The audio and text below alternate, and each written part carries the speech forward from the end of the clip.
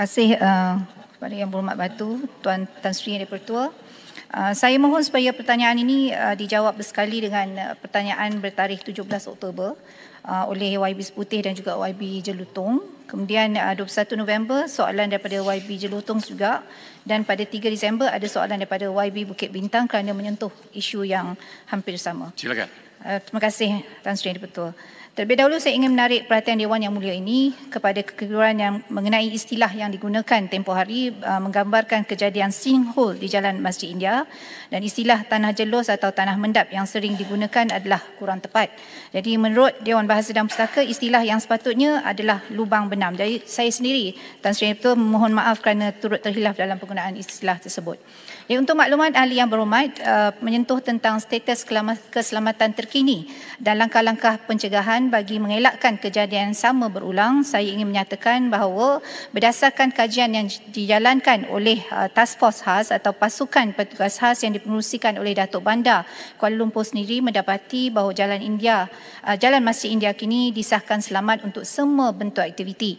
Ini setelah mengambil kira pandangan kepakaran secara kolektif oleh pelbagai agensi termasuklah PDRM, Polis Diraja Malaysia, Jabatan Bomba dan Penyelamat Malaysia, Jabatan Kerja Raya, Jabatan Mineral dan Geosains Malaysia serta pertubuhan profesional seperti Institut Jurutera Malaysia IEM dan juga Pertubuhan Geoteknikal Malaysia MGS. Jadi beberapa tindakan segera langkah pendek telah dilaksanakan.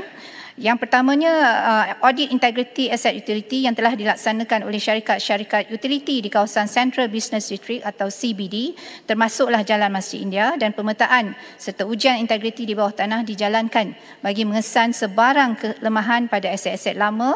Dan perkara kedua ialah penggunaan teknologi seperti kaedah Ground Penetrating Radar, GPR dan juga Macintosh Probe digunakan untuk menyiasat struktur tanah. Ujian geofizik seperti microgravity dan ground settlement monitoring turut digunakan untuk mengesan sebarang pergerakan tanah atau lohong bawah tanah. Bagi tindakan jangka panjang pula, DBKL akan melaksanakan penyiasatan tanah mendalam melibatkan penggunaan teknik deep boring serta ujian makmal untuk memastikan struktur tanah stabil. Laporan geoteknikal oleh jurutera bertauliah akan disediakan untuk kawasan-kawasan yang dikenal pasti berisiko, dan DBKL juga akan melaksanakan komunikasi awam dalam platform media sosial untuk memberi makluman dan keyakinan kepada masyarakat mengenai tahap keselamatan di kawasan Jalan Masjid India. Seterusnya berkaitan dengan pampasan kepada ahli keluarga mendiang G. Wijaya Lakshmi, untuk makluman ahli yang berhormat, atas dasar keprihatinan, kerajaan melalui DBKL telah menyumbangkan sebanyak RM30,000 untuk membantu waris mangsa dalam meringankan beban mereka akibat daripada tragedi tersebut. Keluarga mangsa turut juga menerima sumbangan sebanyak RM10,000 daripada pihak swasta, dan sebenarnya ini semua merupakan tanggungjawab sosial untuk kita membantu keluarga mangsa yang trauma akibat kehilangan orang yang tersayang. Menyentuh tentang pampasan, kerajaan tidak menghalang sekiranya keluarga mendiang mangsa hendak mengemukakan tuntutan melalui saluran perundangan terhadap agensi yang berkaitan. Saya juga memohon kepada ahli yang berhormat supaya tidak sekadar melihat jumlah sumbangan RM30,000 itu sebagai nilai nyawa mendiang, ya. Jadi pastinya nyawa itu tidak ternilai harganya. Pada ketiga kejadian tersebut, kerajaan Malaysia telah pun mengerahkan seluruh kekuatan anggota dan juga aset ke kawasan insiden, di mana kita melibatkan sehingga 13 agensi kerajaan. Dalam masa 9 hari pencarian, sejumlah besar peruntukan juga telah digunakan bagi tujuan kos dan harian operasi. Jadi jangan lupa anggota juga turut bergadai nyawa dalam memasuki ruangan sempit dan berbahaya. Malahan kos pembaikan ditanggung juga dalam satu amount yang juga signifikan. Jadi kesemua kos dan pengorbanan ini adalah bukti bahawa kerajaan Malaysia tidak mengambil mudah soal nyawa sesiapa saja, sama ada warga tempatan mahupun pelancong warga asing. Terima kasih. Baik, Batu. Terima kasih Tan Sri Speaker, dan terima kasih Menteri untuk memberi satu jawapan yang sangat-sangat yakin. Saya mengambil kesempatan untuk mengucapkan terima kasih kepada agensi kerajaan yang mengendalikan operasi SAR, walaupun nasib tidak bersama kita untuk jumpa Wijaya Lakshmi, untuk meningkatkan keyakinan masyarakat ataupun pelancongan, sektor pelancongan.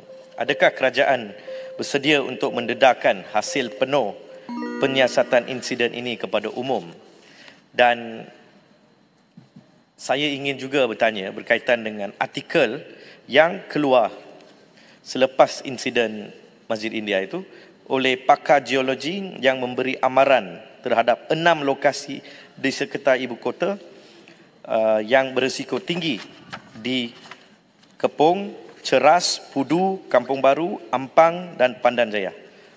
Mohon Menteri bagi pandangan. Terima kasih. Terima kasih Yang Berhormat. Untuk maklumat Ahli Yang Berhormat, kerajaan sentiasa komited terhadap ketelusan dalam setiap siasatan yang telah dijalankan dan lebih-lebih lagi apabila ini melibatkan keselamatan awam.